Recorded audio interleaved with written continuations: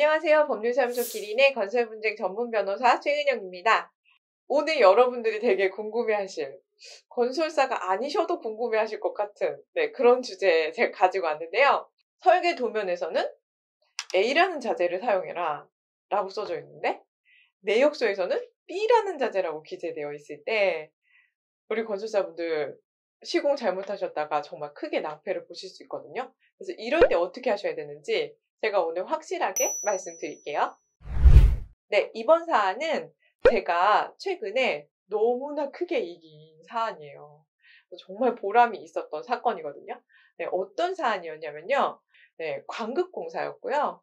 이 나라에 소속된 건물을 리모델링하는 공사였어요. 그래서 입찰을 통해 가지고 이제 낙찰을 받아서 이제 시공사가 선정이 된 케이스였는데요. 저희의 의뢰인은 바로 이 시공사였어요.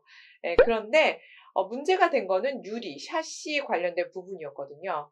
근데 설계 도면에는 A 샤시를 사용해라. A라는 제품을 사용해서 유리 시공을 해라. 라는 기재가 되어 있었고요. 이것과 다르게 내역서에는 B라는 제품을 사용해라. 라고 기재가 되어 있었어요. 그리고 발주자가 특별히 이제 특기사항으로서 이 유리공사에 있어서는 하마라는 업체가 제작해서 납품하는 유리를 사용해라 라고 기재도 되어 있었어요. 그런데 우리 이제 시공사가 공사를 한참 하고 있는 와중에 이 설계도면과 내역서가 좀 다르네 라고 상충되네 라는 거를 알게 됐죠. 그래서 누구한테 물어봤냐? 감리한테 이거를 물어봅니다. 네, 어떻게 시공을 해야 되나요? 라고 물어봤는데 감리가 도면대로 하세요 라고 말을 했어요. 그래서 도면에 있는 대로 A라는 유리를 사용해가지고 시공을 다 마쳤어요. 그런데 시공을 다 마치고 이제 준공 검사를 하려고 딱 하니까 이 지금 국가기관에서 뭐라고 했냐면 연료율이 안 나오네? 등급 미달이야. 준공 내줄 수가 없어. 라고 해가지고 준공 불가 판정을 내리게 됩니다. 그래서 준공 불가를 하고 이 시공사한테 유리를 전부 뜯고 다 다시 시공을 해라. 니네가 시공을 잘못했잖아. 라고 말을 해요. 그러면 이 시공사는 아니 하라는 대로 해서 설계 도면대로 했는데 근데 이게 말이 됩니까? 그리고 우리가 그 시공한 유리를 다 뜯고 어떻게 다시 시공을 해줍니까? 라고 해서 이제 울면서 저희를 찾아오신 거예요. 그래서 이제 지금 상황을 보니까 이거 너무 부당하다. 지금 뭐 본인들이 지금 발주처에서 이렇게 기재가 착오가 있어서 상충되게끔 되어 있었고 또 당시에 감리한테 어떻게 해야 될까요도 물어봤고 또 유리 납품업체까지 발주자가 지정한 상황인데 지금 이 책임을 모두 시공사한테 다시 시공해라라고 묻는 게 맞는가? 이 하자가 전적으로 시공사의 잘못이라고 볼 수가 있는가? 이제 여기에 대해서 저희가 검토를 하고 이 부분은 이제 너무 억울하시는 상황이기 때문에 저희가 이제 도와드리겠습니다라고 해서 발주처가 지급하지 않은 공사대금의 지급 청구 소송을 제기하게 됐어요. 그런데 이 발주처는 이 해당 소송에서 공사대금을 지급할 수 없는 거는 물론이고 니네가 이거 다 뜯고 다시 하는 공사비용까지 우리가 받아내야 되기 때문에 니네 오히려 우리가 돈을 받아야 돼. 이렇게 주장을 했거든요.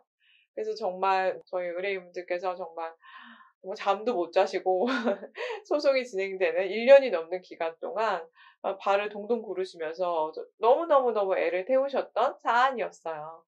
그런데 이제 저희가 어떻게 주장을 했냐면 저희가 지금 설계 도면에 A라고 기재가 되어 있고 내역서에 B라고 기재가 되어 있는 것은 명확하게 이제 발주처의 잘못 아닙니까? 그리고 이 A라는 유리를 발주자가 지정한 하마 업체가 제작해서 납품받았고 시공을 했는데 이 하마 업체는 A라는 유리를 제작할 수 있는 게 이거 하나의 제품밖에 없습니다.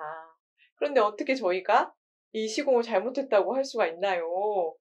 라고 해서 이제 이 하마라는 업체가 이제 열 효율에 관련된 이제 시험 성적서나 이런 것들을 제대로 제공을 안 한 부분이 있었거든요. 그래서 그런 부분에 있어서는 발주자가 지정한 업체였고 그 업체에 어떤 귀책이 있는 것을 우리가 다 떠안는 것은 부당하다.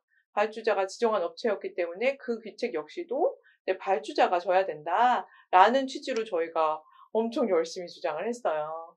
그래서 네, 저희가 청구한 모든 공사 대금을 다 받는 승소 판결문을 받게 되고 있는데요. 근데 어떻게 해서 이렇게 판결이 났는지 그 이유에 대해서 조금 설명드리면, 기본적으로 설계 도면과 내역서가 상충되면 이 계약의 담당 공무원 그리고 감독관에게 물어서 그 지시에 따라서 시공을 해야 된다라는 것이 기본 원칙이에요.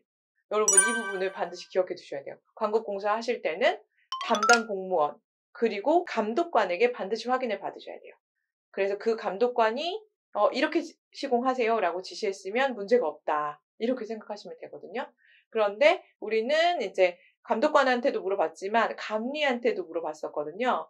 근데 이 감리가 답변한 부분은 설계 도면이나 내역서보다 우선하지는 못한다 라는 것이 법원의 입장이에요. 이것도 되게 재밌죠.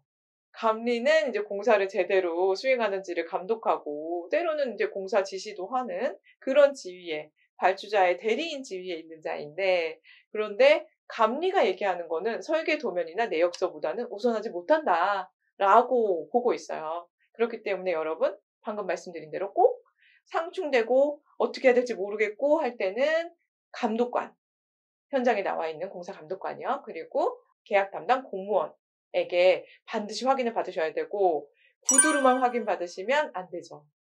네, 반드시 서면으로 이렇게 하시라는 거죠. 네, 이렇게 시공하면 되겠죠? 라고 확인을 받으셔야 지금처럼 이런 시공을 하라는 대로 다 했는데도 불구하고 니네가 시공 잘못했잖아, 다 뜯고 다시 해, 이렇게 이런 억울한 일을 안 당하시려면 반드시 이 감독관과 계약 담당자 공무원, 계약 담당 공무원에게 확인을 받으셔야 된다. 그것이 가장 확실한 방법이다 라는 거를 오늘 꼭 말씀드리고 싶었고요. 그리고 이제 우리 사안은 그래서 이제 감리한테 확인을 받고 뭐 담당 공무원한테도 얘기는 했지만 시공을 한 것이 크게 잘못됐다고 보기는 어렵고, 하지만 이 여료율이 좀 등급이 떨어지는 것 자체는 하자라고 보아야 한다. 그래서 이러한 하자가 있기는 한데, 근데 우리 시공사의 귀책이라고 볼 수가 없기 때문에 그 하자에 대해서는 이제 시공사한테 책임을 묻기는 어렵다라고 판단이 남으로써 우리가 못 받았던 공사 대금도 전부 받고, 이제 하자 보수에 가름하는 손해배상 청구, 이제 발주처에서 제기한 그러한 청구도 전부 다 방어할 수가 있었습니다. 그래서 최근에 크게 이겨서 저희도 정말 오랜 기간 동안 너무나 공들인 사건이었는데요. 판결 하나 이기기가 정말 녹록지가 않거든요. 근데 그 결실이 정말 좋은 결과로 나와서 너무나 기뻤고, 그리고 많은 건설사분들께 시공하실 때 이런 거 조심하세요, 그리고 이렇게 억울한 일 당하셨을 때 열심히 뛰어주는 변호사들이 있으니까 너무 상심하지 마시고 언제든지 도움 요청하시면 됩니다 라는 말씀 드리고 싶었습니다. 네, 여러분, 오늘 영상도 도움 되셨다면은 좋아요와 구독, 알림 신청 부탁드리고요. 네, 영상 항상 너무 잘 봐주시고 좋은 말씀 많이 주셔서 진심으로 감사드립니다. 네, 어려운 일 있으실 때는 저희 법률사무소 기린 카페나 댓글 통해서 질문 주시면 제가 정성껏 답변 드릴 테니까요. 항상 저희 많이 활용해 주시고, 저는 다음 시간에 더 좋은 영상 만들어서 오도록 하겠습니다. 감사합니다.